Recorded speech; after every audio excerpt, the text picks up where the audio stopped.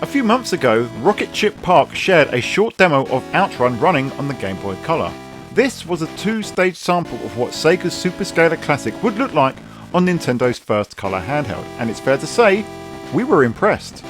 On the 1st of September, Shane McCafferty announced the full game, titled Outrun GB, was now free to download from the Rocketship Park itch.io site. How does Outrun fare on the 8-bit Nintendo Portable? This is Dan, the Mega Driver of the Sega guys, and we're about to find out.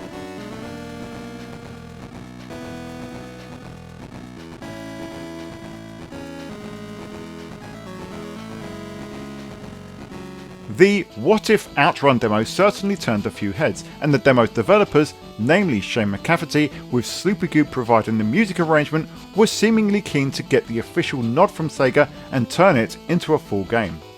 This is apparent from the "Hey Sega, let's talk" line from when the game starts up, and the reference on the itch.io site that says, with Sega's permission, they'd like to turn it into a full game one day.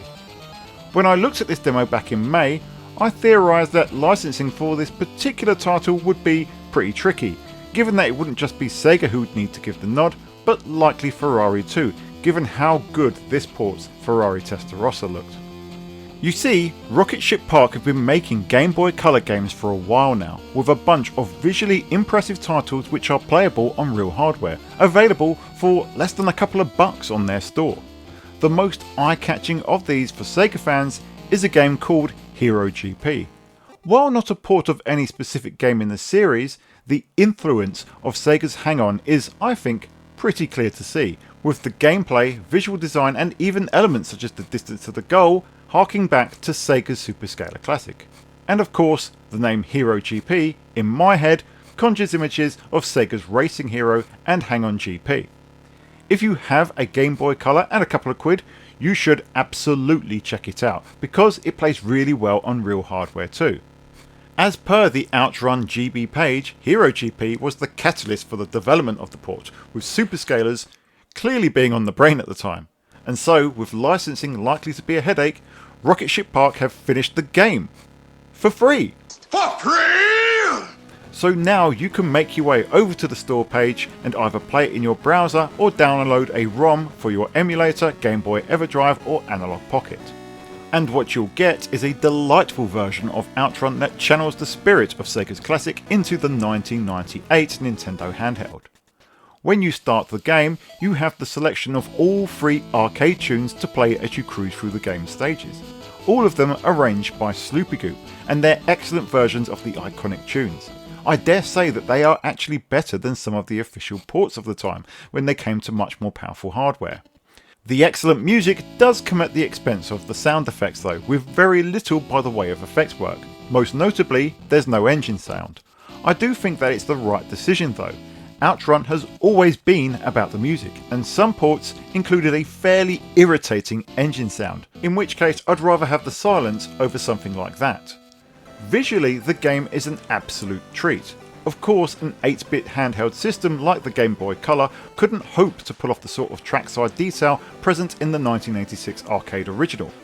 Home computers of the time did try it, and it usually looked pretty ugly as a result. Instead, intelligent design decisions have been made with stages so that they look familiar and maintain the same look and feel despite the obvious cutbacks in trackside detail. Cars too are well detailed, and the scaling effect is really convincing. Sure, there are some missing vehicle types, but it's just as I was saying just now about intelligent decisions when it comes to graphical cutbacks. The Ferrari Testarossa though is absolutely gorgeous. It's well detailed and proportioned, with your driver and even your blonde passenger, hair blowing in the wind, present. As I said when I was discussing the initial demo, I feel like there's some influence from the Game Gear version of the game here, with the layout and some of the visuals and the way that the traffic behaves. At least on this new Game Boy port, you do have 3 lanes for 3 columns of traffic, unlike the 2 lanes on the Game Gear where cars will for some reason straddle the centre road markings. Also notable on the Game Gear is the comparison of the trackside detail and layout, and also the fact that the Game Gear version does not have an engine sound. Interesting, right? Content wise, on the Game Boy version you get all 15 stages to play through, with you able to play 5 at a time, just like in the arcade, with the stages you experience based on your choice of route. However, one big cutback in this version is the simplification of the route choice. Unlike previous ports which emulated the original arcade game, the road doesn't split in two here where you would be allowed to drive continuously. Instead, the game pauses as you select your route from a small prompt, and then the game loads the next course and you go from a standing start again. I'd imagine that it's a restriction of the GBC's hardware, and while it does mean it's not quite the true Outrun experience, in reality the transitions are quick enough to mean that by the time that you've made your choice, you've forgotten about them and are back racing soon after. Making it to any one of the 5 exits will give you an ending, and they're all pretty charming, much like the original games. And I can't lie, I have a real soft spot for those blocky solid characters, evoking my 8-bit computer nostalgia massively. There is of course also battery backup to retain your times and your scores, urging you to go back to the game again and again. Now so far all of this footage has been from emulation, but I did have to test this game out on real hardware. Unfortunately, my GB EverDrive doesn't work on my GB Boy Color, which would have made this footage so much more appealing. But this is an original Game Boy Color with Outrun GB playing on it. And sure, you wouldn't have wanted me to record all of the footage like this, as despite my best attempts using a ring light, the lack of a backlit screen still hurts the handheld. Still, the bottom line is that Outrun GB works flawlessly when played on real hardware.